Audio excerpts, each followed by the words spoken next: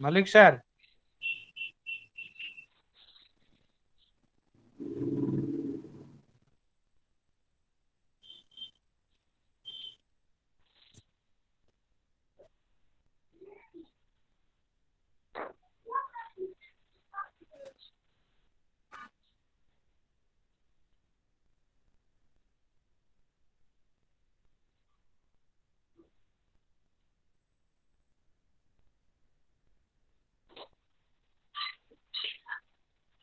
Sir, you may start now.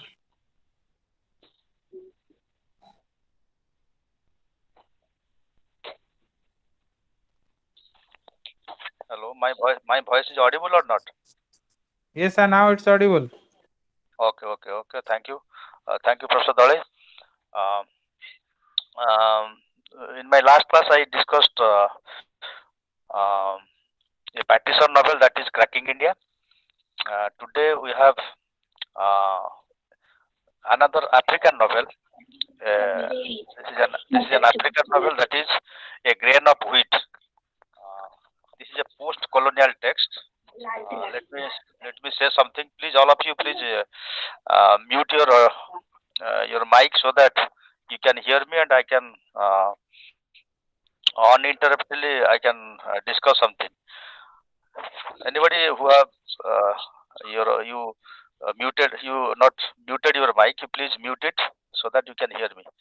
So as far as post-colonial texts are concerned, uh, these are texts written by writers after independence, right?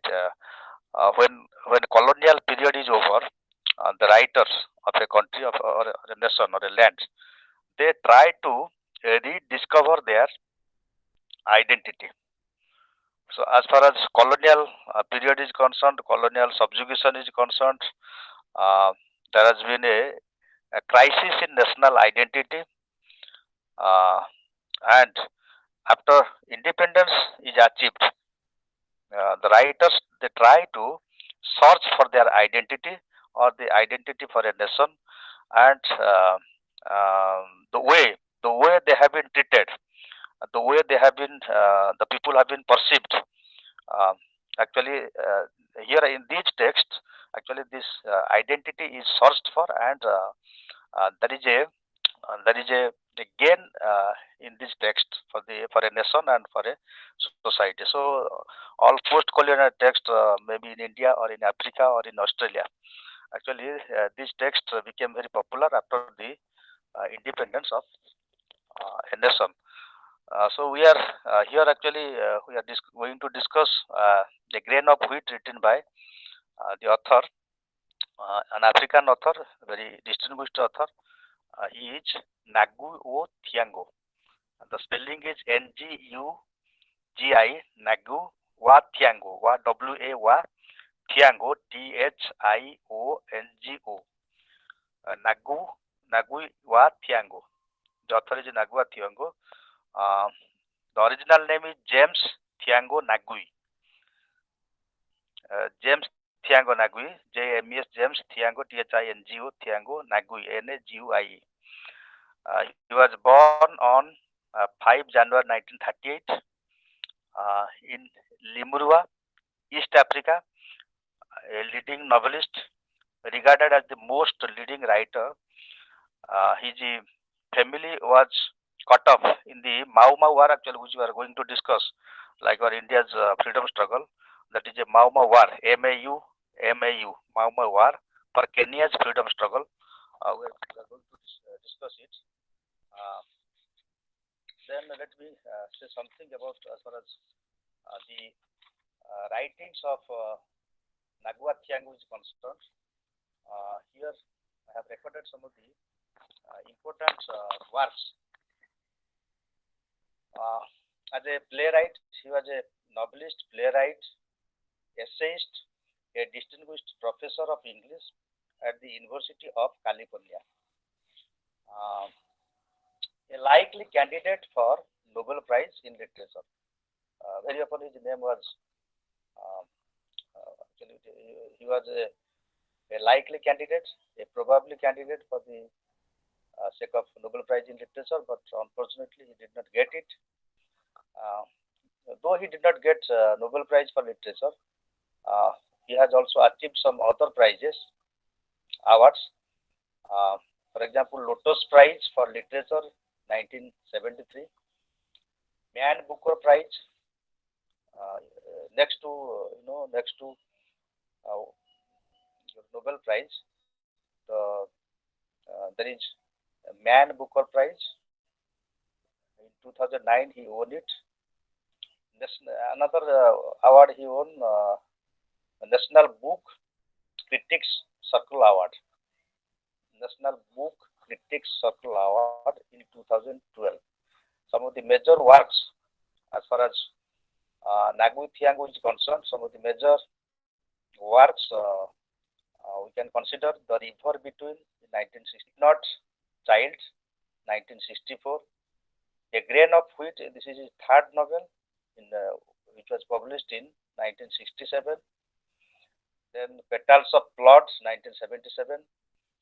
Devil on, Devil on the Cross, Devil on the Cross, 1980.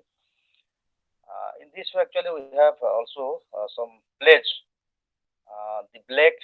The Black Hermit, 1963. The Time Tomorrow, 1970. Uh, the Rebels, 1970. The Wound in the Heart, 1970. Actually, we see three publications, three plays he has produced in the same year, 1970. The Time Tomorrow, The Rebels, The Wound in the Heart. So in this way, there are also a number of other uh, novels and plays, but I'm not going to kill time discussing all these things. You can get uh, the whole record if you search in Google. Let me straight go to the title of the novel. As far as the title of the novel is concerned, the title is very metaphorical, very symbolic title, right? Uh, a grain of wheat, actually, this is there is a biblical allusion uh, involved in it. A grain of wheat, actually, in one of the biblical sentences, uh, where actually a Christian saint, the gospel, if you go to the Holy Bible, there is a gospel. In the gospel, actually, it is written, Jesus Christ says that unless and until a grain is dried and not buried, unless it is buried in the ground, it cannot produce crops. So, in order to produce enough crops, in order to produce or reproduce a lot of crops, a grain has to be dried up. A grain has to die. A grain has to dry and be buried in the ground, in the land, so that it can produce a lot of crop in the future. So this is how the grain of wheat. This is a biblical statement, and here actually he is using as he has mentioned in one of his interviews. He has used this Christian theology or Christian thought, Christian um, this Christian theology uh, to attack the Christian people, the Britishers, the colonizers who have um, occupied Kenya, this African nation, and who have subjugated them and put them under their rule. So we'll discuss this as we have discussed some, and there are a number of novels, a number of stories have been written in post-independent India against the Britishers, against the people, the foreign rule which subjugated our people. In the same manner, actually, this text has been written, and we'll see how, like Kanthapura, Rajaraj Kanthapura, how the freedom struggle is becoming, the story of the freedom struggle is becoming a national epic for the readers. In the same way, here actually, in this novel, we find Nagui Thiango is making this novel a national uh, legend or a national epic for the readers. We find how rebellion uh, was there against the British people and how people sacrificed their life in spite of the fact that there were also inside quarrels, there were also treacheries, there were also oppositions from their own side. So we'll discuss it. Uh, so I hope you have already understood uh, the the title of the novel. Any title of a novel that is very, very significant, and if it is metaphorical, very often also questions comes in the examination to for this questions on the significance of the title of the novel. Now, let us go to some of the historical background. As far as the historical background is concerned, any as I have already told you, how how a fiction, how a text becomes a social document for the people of a country, how it records the history, the society, uh, its pain and suffering in the past, and how it creates hope for the future, and also how it creates a source of inspiration for its people. So we'll see it as we go to the historical background of the text. We find that in 1967, this novel was published. This was based on many social, moral, racial, and political issues of Kenya's freedom struggle. Right. Uh, it is about the action of the novel focuses on the hero's memory of the incidents of the Mau Mau revolt. Right. The movement began in 1946. As in India, in 1947, we got its freedom, and several decades the freedom struggle went on. Many people sacrificed their life, and we got a nation, free nation. And I think there is another. If you have chosen MEG-7 as your elective, you have Midnight Children. If you have read it or is going to read it, you will find the whole story, how India uh, became a free nation, and uh, how in spite of the fact that we got it, but also in many ways we also lost many things. So that is different issue. I'm not going to discuss it, but here actually, um, as far as Kenya's freedom struggle is concerned, this Mau Mau revolt, the movement which began in 1946, it is also popularly known as Mau Mau rebellion, as anti-colonial movement, uh, which historians say as the liberation or movement for the African nation, for the African identity of their people. The revolt starts in a small village as an anti-colonial movement, and you see how this anti-colonial elements are there in this story. Anti-colonialism is a political struggle of colonized people against the specific ideology and practice of the colonial power. Colonial power means the foreigners who invade a country, the foreign people, the foreign power who comes, who captures that land, and uh, who become their masters and try to enslave the people of that country or that nation. So this is very clearly reflected in this novel. It signifies the point at which the various forms of oppositions became articulated as a resistance to the operations of the colonial power in that country or in that on that land. The novel is set in. It's very important. Try to note it if you have a copy. The novel is set in Thabai, Thabai, in a village like Kantapura in Rajarao. Here actually it's a village. Thabai, an imaginary uh, Goikua, an imaginary Goikua village. Goikua is the name of the town where this village is situated, near which the village is situated, and this village is Thabai, uh, and this village is a Kenyan village where actually this rebellion is taking place. Uh,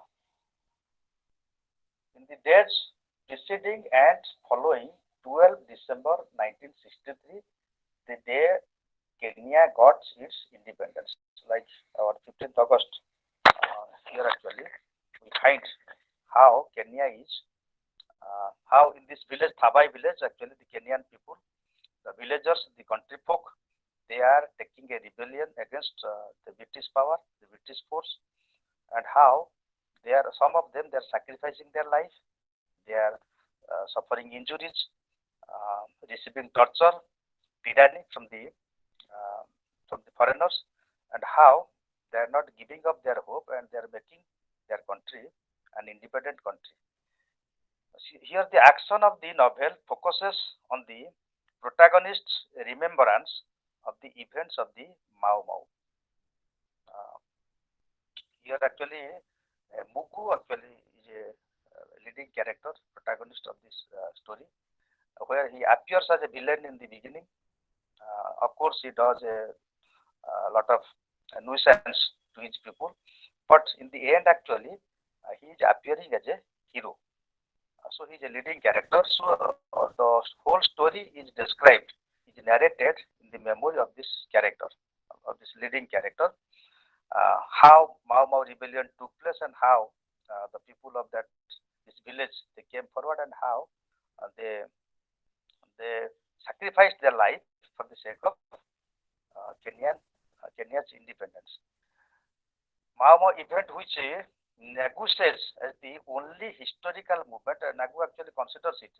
This is a historical event, and Nagu Thiango considers it as the only historical movement which always um, that always the space to imagine the birth of new Kenya. So as we consider 1947, 15th August 1947 as the birth of new India, where the destiny is shaped in the hands of the Indian people, and a new India is taking birth in the same way. So this historical date, 12 December 1963, is the birth of New Kenya, and this became possible because of this uh, historic rebellion, that is Mau Mau rebellion. Uh, the gang of freedom fighters. This actually Mau Mau rebellion revolt took place between 1952 to 1960, as I have recorded. Um, a gang of freedom fighters called Mau Mau. The freedom fighters in the Kenyan language they were known as Mau Mau. The Mau Mau uprising, also known as Mau Mau revolt or Kenya's emergency, it was a military conflict that took place in the path of New Kenya. Military uprising means actually like our extremists in India, Bhagat Singh, Subhash Bose, Khudiram. So there were so many freedom fighters, those who believe that by the use of force, by the use of muscle power, actually a nation can also get its freedom. So believing in that muscle power, believing in that um, force, force of actually this violent force, they were known as extremists. So here actually the extremist, some of the extremist people, they took Mau Mau uprising um, for the birth of New Kenya, and how they are suffering in the hand of the British police. So we'll see when we discuss some of the characters as well as the story, the summary of this novel, and the impact. The impact is Kenya's independence is textured by the past independence, violence, and disappointment. And because of this rebellion uprising, Kenya's independence became possible, and a new Kenya was born. The novel gives us the details about the physical, psychological, and political impact of the revolt of this small village. Then there is another historical thing. There is another term, Uhuru. Besides Mau Mau, there is also Uhuru. Uhuru means also freedom. Um, Swahili it's a Kenyan language. Swahili. Swahili word Uhuru means freedom. In the novel, actually, it is an open struggle. Uh, the new, where actually the new bourgeois they see it as the replacement of the colonizer without changing the socio-political or socio-cultural strategy, just like our Congress strategy. Gandhi actually believed in non-violence, and he carried out a non-violent revolt against the British. And there was a design behind this revolution. What is the design? That whatever the Britishers, whatever development they have brought, whatever changes they have brought, it should not be further changed.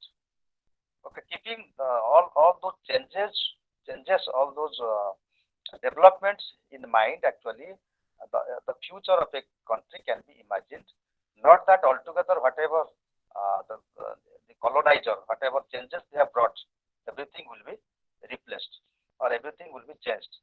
So this Uhuru, there are also a set of a bunch of revolutionaries actually who brought this Uhuru, and they tried to for the replacement of the colonizer without changing the socio-political or socio-cultural structure of their country. So this is something. But for the for the Goikua peasants, Uhuru means a profound uh, break with the colonial past, a rebirth which has to bring about this actually this reconstruction of what settlers want to rule over others. So actually some sets of actually some groups of the revolutionaries they tried to bring a change in Kenya without changing the social structure, whereas others, particularly the peasants, they wanted to carry out a violent revolt. So, as I have already mentioned, we have also in our freedom struggle two groups. One group actually they believed in non-violence. They said, okay, whatever changes are there, let us keep it and let us just request them so that they will leave the country without harming them. They will leave our country, and in a non-violent way, we will get our freedom. And accordingly, what happened, you know. But some actually they believe that no, we will not beg freedom from the foreigners. Rather, we will apply our force. For that reason, we will sacrifice our lives. As Bhagat Singh sacrificed his life, Sukhdev, and many others. So here actually, uh, the novel records the sacrifice of the villagers who tried to overthrow a foreign power by applying their force, by applying their muscle power, by showing their resentment, their courage, their audacious spirit. And let us um, go to the summary. Some of the, if you have a copy, I would like to request you if you can record some of the, you can write some of the points which is I'm going to describe while discussing the summary. British colonizers come to Kenya, as in India also same thing. They come for the purpose of trade. They first develop the land by making rail line and by spreading some infrastructure and all that. So here actually in Kenya they strengthened their holds on the territory by building a great railroad, and this railroad is known as Waikai, Waikai, Waiyakai, Waiyakai, and other warriors take up arms against this imposition. Whenever actually British foreigners they went there, they captured their land. They said, okay, we will develop your land, we will give you jobs, we will also help you in different ways. As far as history of colonization is concerned, you know it very well that Britishers they were very cunning people. They were very actually they were very they had a technique. And what is the technique? The technique is to hold in one hand the scripture, that is the Holy Bible, in the other hand the gun. The gun in one hand and the Bible in another hand. And also there is another weapon. The another weapon was English language. And taking these three as weapons, they captured almost the whole world, not only India, the whole Africa, Australia, and many other nations. So here actually their pretension that they would build the nation, they would build some infrastructure, they would help the people. Actually, in the guise of this development, they are how they are capturing the whole nation and how they are enslaving the people of that land. Uh, and other warriors actually what happened actually when they saw that British people they are capturing their land, they are taking up arms against this imposition, but they were defeated. And behind the defeat of actually um, the natives uh, in India and elsewhere, the natives were defeated in the hands of the British. Why? Because Britishers they applied a very good technique. What is the technique? The technique is known as divide and rule policy, which almost all of you know.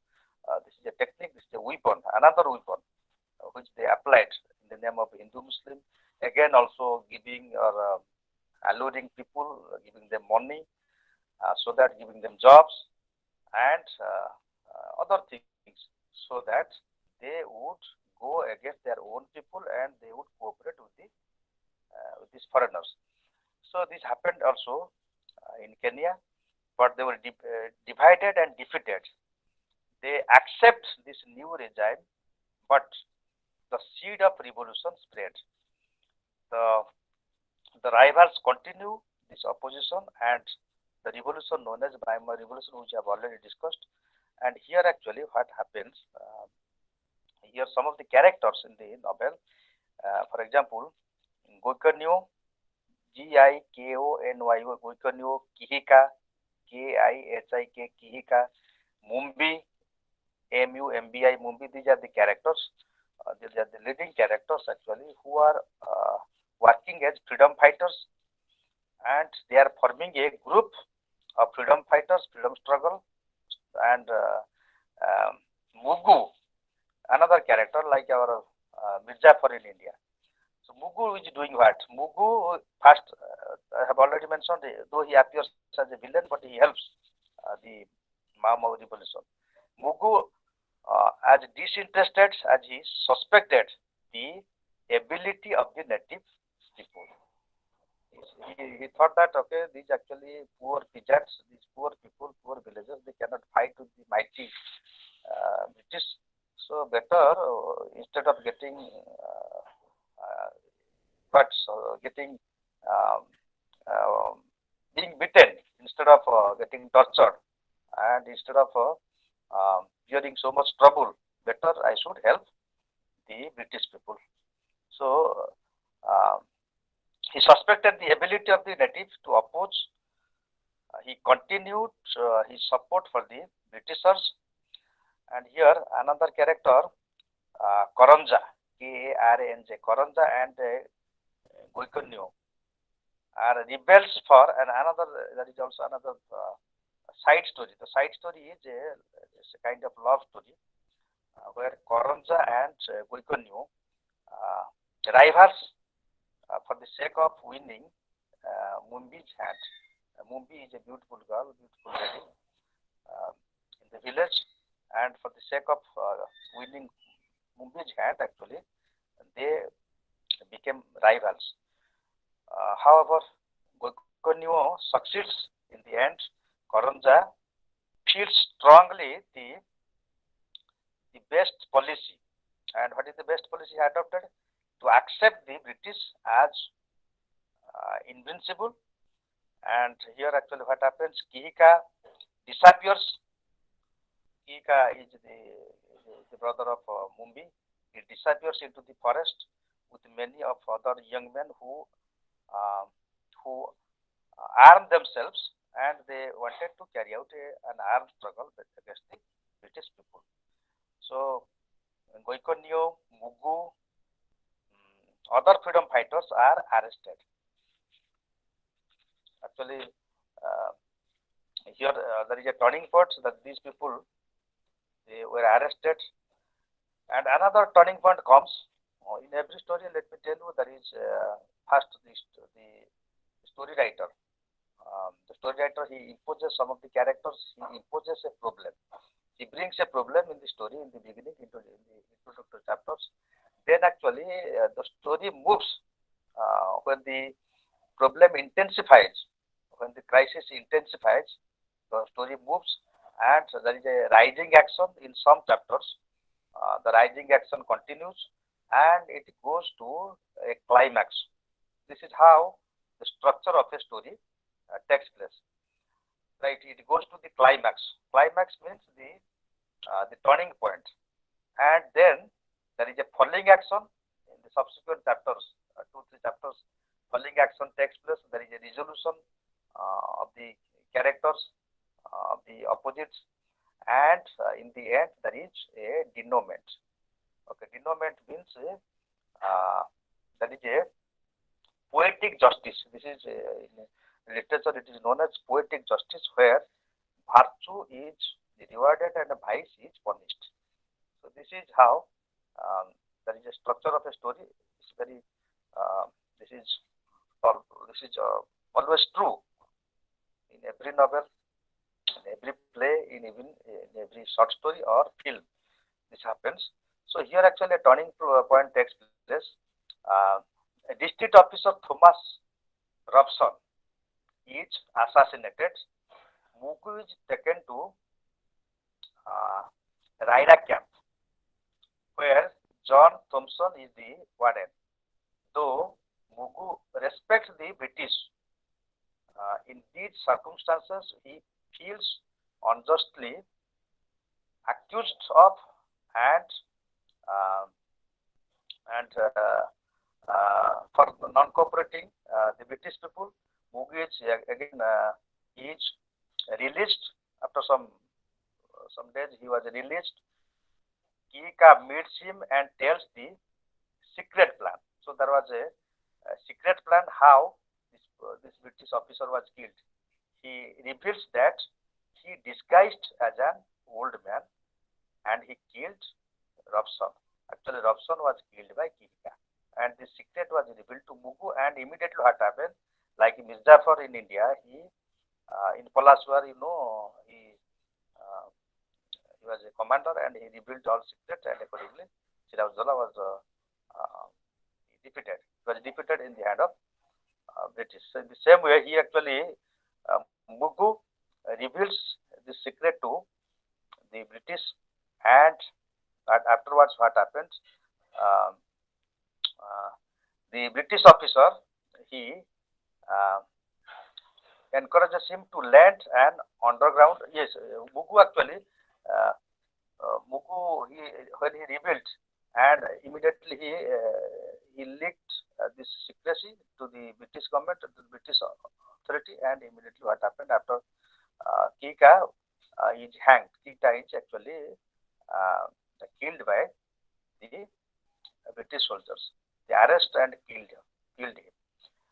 Gurkanwa comes back to his village unwelcomed by the mother and Mumbi.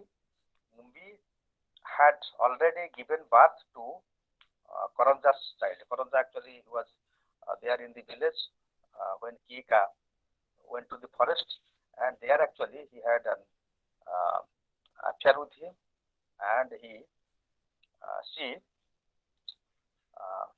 she bore the child of this man, and there was a conflict between this husband and wife, and in the end, actually, what happened? The story is moving to another. It is taking another twist.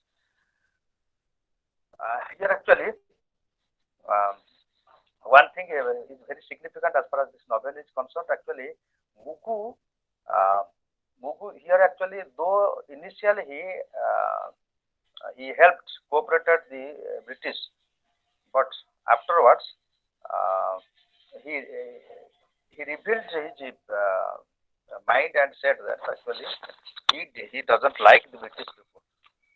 He is against the British, and he is also showing the regime. He is also showing the regime for which uh, he was actually he was arrested and he was also executed by the British people.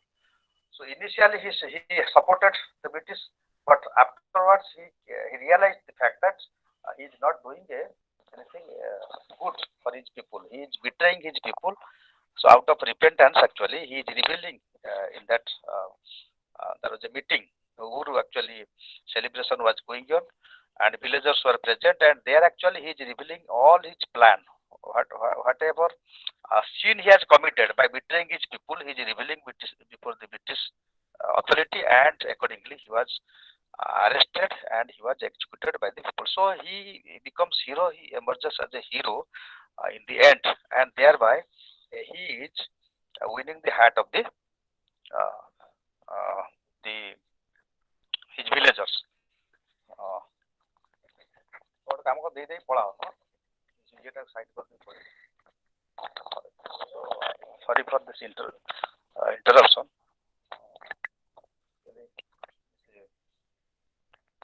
One minute, please. Here. निजर से side मार दियो. Side मार दो.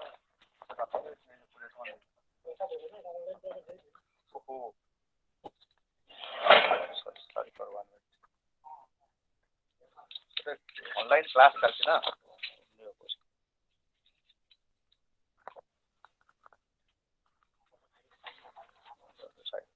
कुछ काटो रखो. Margin की साइड में कौन सा साइड में सॉरी है 1 minute.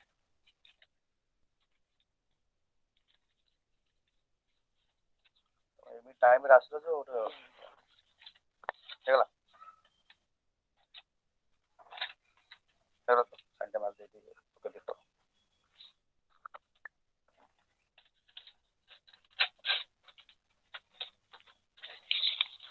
ठीक है जी सील ठीक है तो so so let us immediately let us go to the some of the themes that we can get.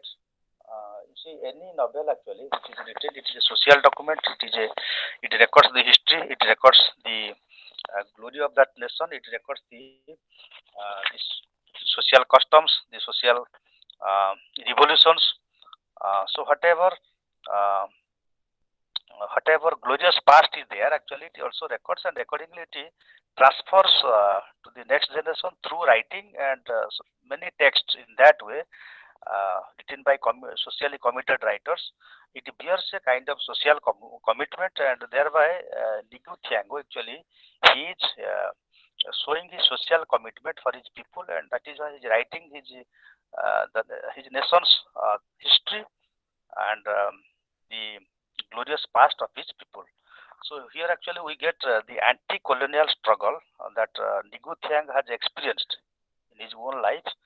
How his countrymen, they sacrificed their lives, they suffered a lot for the freedom of their country, that is Kenya. So we find an autobiographical struggle, anti-colonial struggle. The action of the novel focuses on the protagonist's remembrance of the events of the Mau Mau revolution that I have already discussed. It begins with the Mau Mau revolt, that is 12 December 1963, when Kenya got its independence, and ends with Uhuru. Uhuru, which content in the name of the people's movement. Uhuru means celebration for the revolution. Uh, then the next point that we can get is the next point theme is imagined community versus uh, rural community. Imagined community versus rural community means peasants.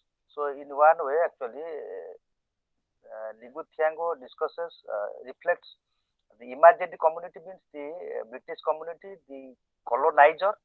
He imagines colonizer, and accordingly, there are some characters. There are British police, British authority. So how they're occupying the land, how they're actually putting the common villagers in trouble. In another side, actually, he is also reflecting. He is presenting the common Kenyan folk, the village people who are carrying out the freedom struggle for the sake of their motherland. So we find an imagined community and also some rural community who are facing each other in a struggle, and in the end, how Kenya is getting. So it is Kenya's renaissance. Renaissance, you know, renaissance means rebirth, reawakening and rebirth through Kenya's sacrifice. The title reflects, as I have already discussed, the title reflects Christianity that is used as a knife to tear apart the African society, right? Tear apart the African society means how unless sacrifice is there, unless the people of a country they sacrifice for their land, they cannot bring out a change in their society. They cannot make their society free. So freedom requires sacrifice, independence, freedom, or emancipation or liberation, whatever you can say. It requires sacrifice. That is why the title has become a grain of wheat. That means a grain of wheat has to be dried and has to be buried in the ground so that it can produce enough crops in future.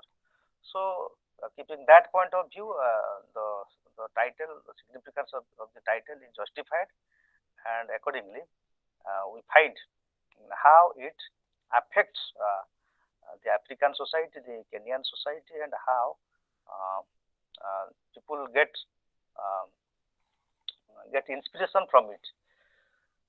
Uh, Weak-eyed death as the grain of wheat. Here actually, weak-eye there are several deaths here. Weak-eyed death is can be considered as the grain of wheat, a source of new life. Grain of wheat means a source of new life. Weak-eyed blood contained with it the grain which gave birth to um, a new land or a new country or a new nation. So this is uh, most of the characters. Actually, most of the characters they suffer in the novel, and their suffering becomes a tool for the freedom of Kenya. Violence, that is also another theme we can get. Violence, as far as violence is considered, violence is concerned, decolonization is always a violent event. So this is a very important point as far as this novel is concerned. Decolonization means freeing a nation or making a nation free and bringing freedom to a nation. Actually, it requires a lot of sacrifice, right? So decolonization is always a violent event, a historical process, uh, recreating history, an encounter between two antagonistic forces. It originates from the process of exploitation to the process of emancipation or liberation. So violence is in that way. It can be justified. So if you are a Gandhian, you can say, okay, it is not right, it is not good, it is not appropriate to use violence. Violence creates violence. As Gandhi says, eye for an eye will make the whole world blind. So that is a different aspect. But many nations, they have got their freedom. Not out of non-violence, but using violence. Violence actually, you cannot say this is a purely violence. This is counter-violence. Means violence for violence. Actually, British people, they captured Kenya, captured Africa, captured India, captured many countries by applying their force. So if the innocent people, if the native people, they are countering the Britishers, they are countering the colonizers, they are fighting against them, and in that way, if they use violence, that can be justified. Though non-violence is admired a lot, but this is also a kind of uh, this is a kind of resistance. This is a kind of tit for tat. So that cannot be underestimated. You cannot blame it. You cannot say that this is inappropriate. This is a kind of violence. So this is, uh, in other words, you can say resistance. And when we will discuss in MEG-5 Marxist criticism, I will just discuss how Marxist principle is applied for people to liberate their country, to liberate themselves, for the sake of their rights, for the sake of their survival, for the sake of their existential um, matters. So we'll discuss it. But here actually, if you apply that Marxist principle, so you can say this is a resistance. This is not. You can say a radical phenomenon or a radical resistance actually, which requires blood, which requires sacrifice, and unless sacrifice is there, as the title suggests, actually Kenya could not have got its freedom, nor India could have got its freedom.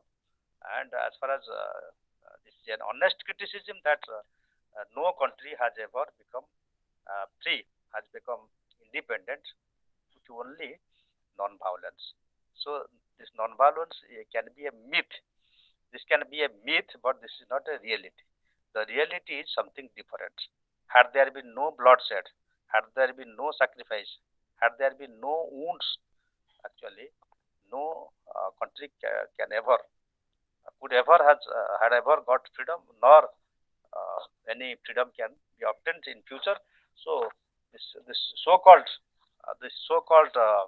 non theme of non-violence is not appropriate as far as the title of the novel is concerned, or the story of this novel is concerned. There is another powerful uh, uh, theme is there, and this powerful theme is betrayal. Betrayal in all fronts is going on in the novel from the beginning to end. So you can find Mugu's betrayal to his friend Kihika. Initially, we find Mugu's betrayal to his friend Kihika. As far as uh, Kihika said, okay, he killed that British officer, and immediately Mugu reported it to the British authority, and accordingly Kihika was killed by the British soldiers. He was captured and killed. Then Mugu's confessional speech that he killed him as a support to the colonial rule. That is another betrayal. That means who killed, not the British soldiers killed Kihika, but Mugu's betrayal killed Kihika.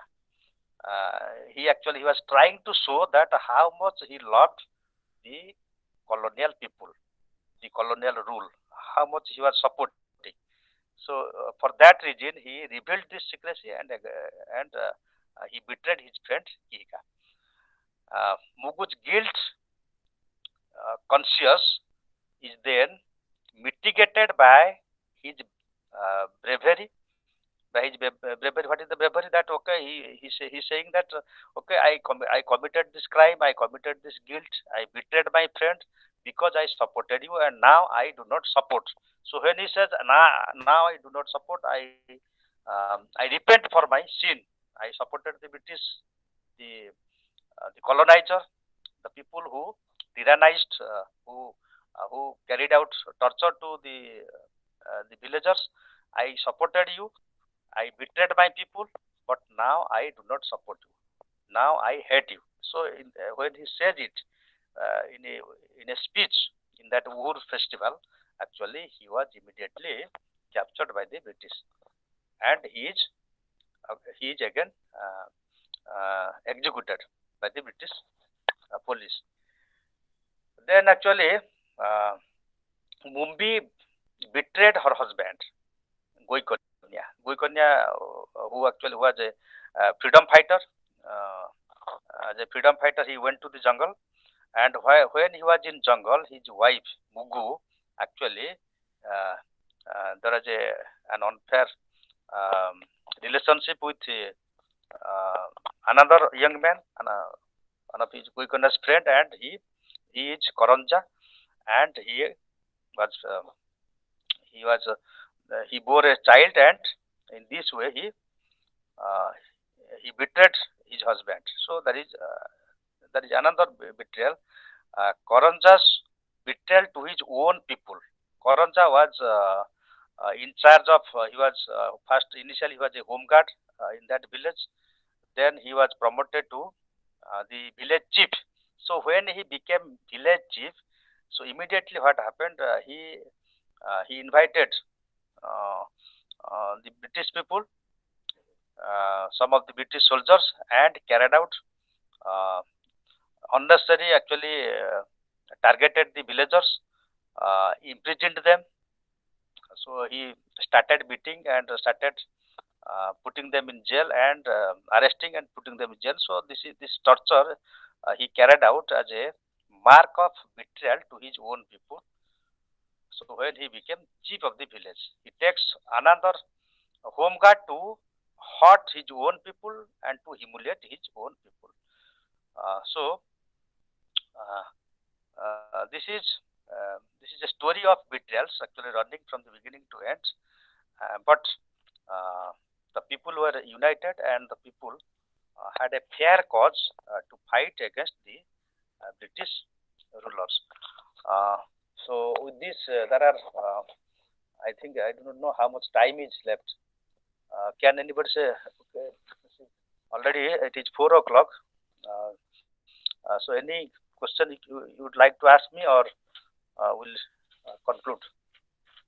So you see, let me be frank that this online class actually, which with the teachers, we have been habituated taking uh, physical mode classes. This online class, in many ways, um, is not comfortable to us, in spite of the fact that uh, we do not have sufficient technical knowledge how to join and how to do what, etc., etc.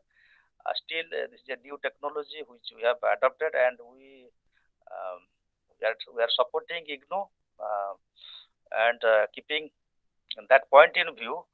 So we have also arranged repeated classes. Every day there are classes which is uh, out of compulsion we have made, but actually such a schedule. Um, Perhaps it is embarrassing you. We have been embarrassed by such a hectic schedule. Uh, that every day you have to attend your class, in spite of the fact that you may have data, you may not have data, you may have a good smartphone, may not have. So whether you are in rural area or in a urban area, whether network is there or not. So a lot of things. Apart from it, this technical problem, we have another problem as teachers we face. Uh, that is, we have been habituated actually face to face meeting the students, discussing with them, and a lot of things which we cannot carry out here. So we are missing it. and in a mechanical way, we try to discuss something out of necessity. And another important thing, when we use earphone, actually we do not feel comfortable. Something is happening as if we are not becoming free, as we become free in the classroom. So anyway, I do not know whether I am reaching at you or not, whether you are hearing me or not, or whether my points, my views, or whatever interpretation I provide, whether it is reaching to you properly or not. Still, we are trying our best, and out of necessity, we practice it, and we accept this challenge, and accordingly, IGNO has made this plan at least to provide some help, to provide some support to the learners, because not only the learners they are facing problem, but also we are facing problem, and we are trying to uh, meet the challenges as far as practicable. So with this note, again actually this MEG-8 was assigned to Professor Meher. Aditya sir, actually he had taken one class, and he was supposed to take some of other classes, but because of his absence, because of his leave, he had some problems. He went to his home, and I have to adjust this class. And I have tried to my best to discuss the text as far as possible, but I do not know whether I have been able to discuss all the points. Perhaps I am not able to discuss all the points to cover all uh, the uh, the ranges of issues that are there in this novel. Still, some important points, basic points, have been discussed, and I hope you have your study material. That's a beautiful study material, a resourceful study material. It will help you a lot. You try to read it at home, and also from the net, you try to get as much material as you can. Also, you can hear some of the interviews of the writers, some of the lectures provided by distinguished professors. On YouTube, you can hear some of the lectures. So, plenty of material is available in the net. You can use it, and you can prepare for your examination.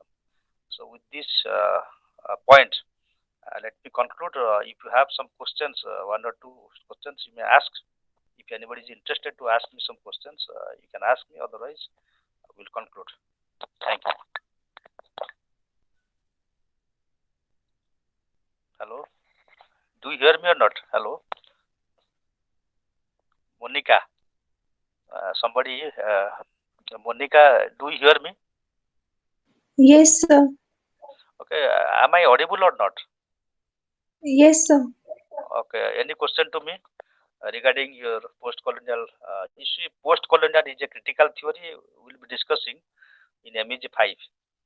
Okay. There are No, a sir, number of. everything is clear. You made everything clear. Thank you, sir. Okay. Okay. Thank you. So with this, let us conclude. The next blocks which have been left will be taken by Professor Meher. I think day after tomorrow, he will be comfortable to take the rest of your classes. Will be I will be engaging with you with your MEG 5. I think tomorrow morning I will have MEG 5. Please join, and we'll be discussing some interesting facts about new criticism. Thank you.